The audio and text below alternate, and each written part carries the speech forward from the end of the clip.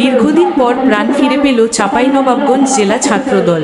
কেন্দ্রীয় ঘোষিত নবগঠিত কমিটিকে ঘিরে দীর্ঘ সময় পর আবারও প্রাণচাঞ্চল্যে মুখর হয়ে উঠেছে চাঁপাইনবাবগঞ্জ জেলা ছাত্রদল। নতুন নেতৃত্বকে স্বাগত জানিয়ে আজ বিকেল 4 ঘটিকায় জেলা ছাত্রদলের উদ্যোগে এক বিশাল আনন্দ মিছিল অনুষ্ঠিত হয়।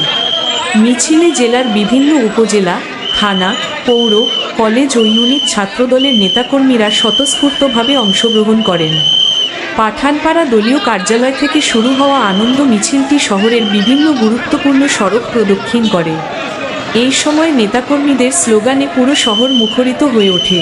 দীর্ঘদিন পর ছাত্রদলের এমন প্রাণবন্ত উপস্থিতিতে নেতাকর্মীদের মাঝে ফিরে এসেছে নতুন উদ্দীপনা ও উচ্ছ্বাস।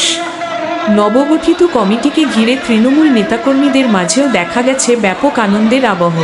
নেতাকর্মীরা জানান, নতুন নেতৃত্বের মাধ্যমে চাঁপাইনবাবগঞ্জ জেলা ছাত্রদল আরও সুসংগঠিত ও শক্তিশালী হবে এবং আগামী দিনে দলের সকল আন্দোলন সংগ্রামে ঐক্যবদ্ধভাবে কাজ করবে।